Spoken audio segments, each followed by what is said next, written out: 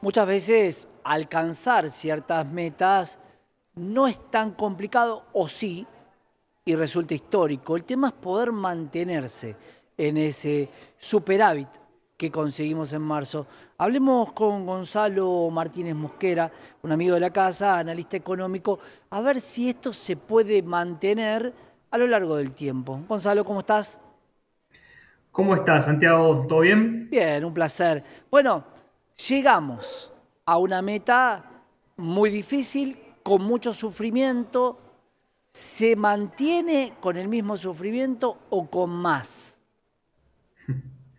A ver, antes que nada, déjame comentarle a la gente Por supuesto. por qué creo que se llega a esta meta.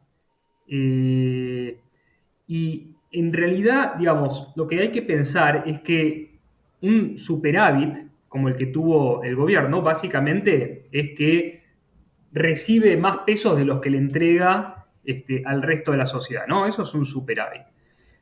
Ahora, cuando nos paramos del otro lado del mostrador, estamos todos nosotros, están las provincias, los municipios, etcétera, y todos sabemos que ninguno de nosotros tiene mucho más peso de los que necesita para el día a día. Sin Tal duda. vez tal vez algún importador pueda tener más pesos porque, bueno, le quedó una deuda, pero sacando esa excepción, en la sociedad argentina tenemos los pesos necesarios para el día a día y el stock de pesos en términos históricos está bajísimo. Con lo cual, cuando el gobierno intenta tener un superávit de pesos, lo que está tratando de hacer es sacar más pesos de los que le entrega en un lugar donde no hay pesos. Entonces uno tiene que preguntar, Eso bueno, sería el ajuste, Gonzalo, el recorte de la motosierra. Digo, porque hay mucha gente que dice, pero pará, tenés superávit, te sobró la plata, ¿por qué me la sacaste a mí? bueno, a ver, eso claramente genera recesión, digamos, una sociedad que usa el peso para funcionar, si tiene menos pesos de los que necesitaría para funcionar en pleno empleo, claramente entra en recesión y además de entrar en recesión y generar desempleo, como se está viviendo, se le empieza a caer la recaudación impositiva al gobierno, con lo cual termina teniendo el déficit que quería evitar. Ahora, ustedes me podrían decir, bueno, pero el Tesoro tuvo superávit. ¿De dónde salieron los pesos que permitieron al gobierno mostrar un superávit? Y la respuesta, porque digamos, de la sociedad no pueden haber salido, porque como dije, tenemos los mínimos pesos indispensables para el día a día. La respuesta es que los pesos están saliendo del Banco Central. El Banco Central está emitiendo pesos para comprar reservas. Si uno mira, Claro, porque ahí dice el Banco Central compró 500 millones de dólares, 800 millones de dólares. ¿De dónde saca la plata? No salen de ninguna reserva de pesos. ¿Hay emisión monetaria? a ver, está emitiendo pesos para comprar esas reservas. Más o menos, yo hice un cálculo rápido y más o menos me da Ujú. que es 4% del PBI, ¿ok? Lo que está destinando a la compra de reservas.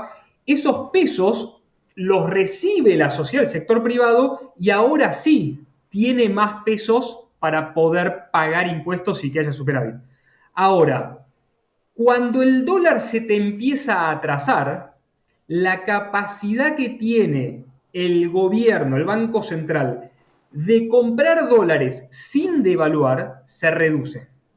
Y por lo tanto, uno debiera esperar que en un futuro no tan lejano, el Banco Central empiece a reducir la compra de dólares, que entre paréntesis, Milei prometió que no lo iban a hacer, y por lo tanto debía esperar que el superávit que está mostrando el Tesoro empiece a reducirse. ¿Ok? Como pensemos por otro lado, que si sigue en esta constante, las reservas de dólares suben, pero el gasto que tiene el país aumenta, por ende va a ser difícil manejar ese equilibrio que quiere tener.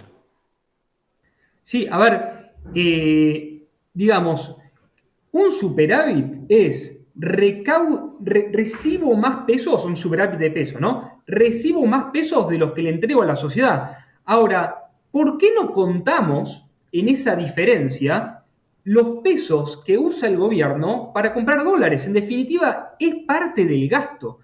Lo que pasa que, digamos, por una definición, se dice, bueno, esos pesos que estamos emitiendo no los vamos a contar. Bueno, si no contás esos pesos, ok, te da superávit, pero deberías contarlo, en mi opinión. Te pregunto esto, Gonza, para entenderlo bien. ¿Qué pasaba si esta fórmula de no contar esos pesos vos la hubieras llevado a gobiernos anteriores? ¿Era muy fácil llegar al superávit o tampoco se llegaba?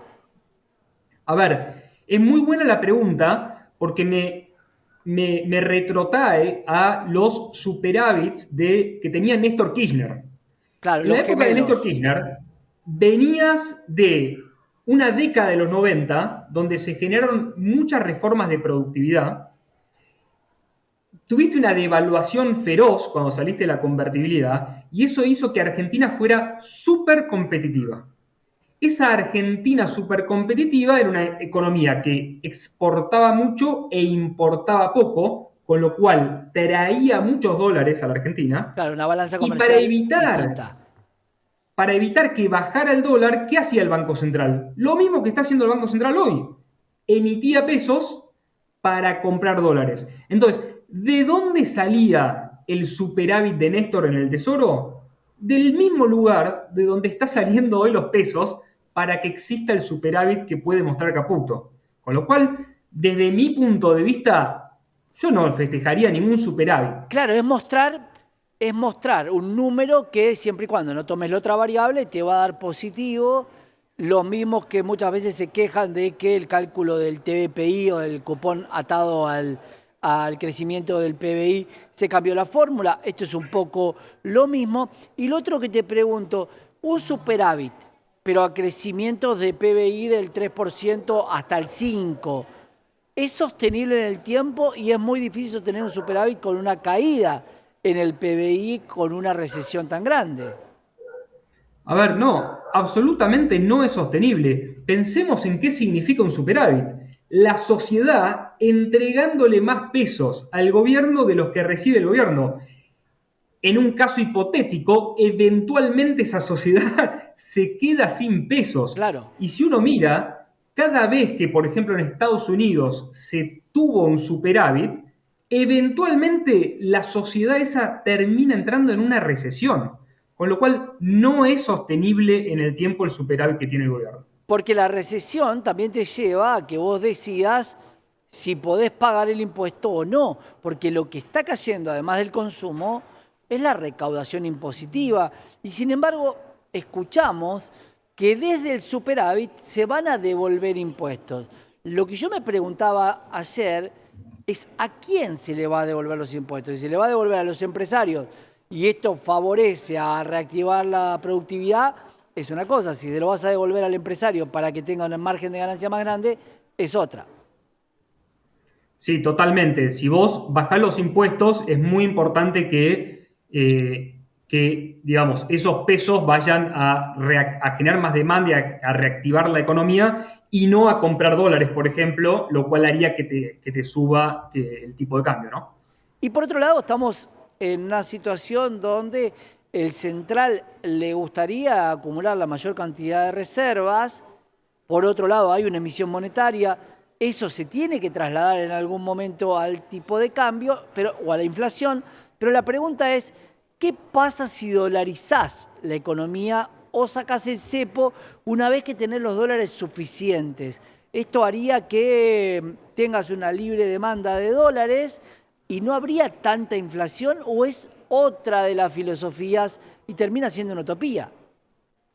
A ver, la dolarización, si pudiera hacerse, supongamos que están los dólares, claramente te sirve para frenar la inflación, pero hace un rato decíamos, si vos al mercado, a la economía, no le das hoy en día los pesos que necesita para funcionar, eventualmente entra en recesión. Claro. Bueno, ese problema con la dolarización en algún momento lo vas a tener. En Vos- algún momento, perdón, sí, decime. Vamos a, en la próxima salida, Gonza, quiero que hablemos de todo lo que implica recesión, si está consensuada con la toma de decisiones y si vos podés graduar la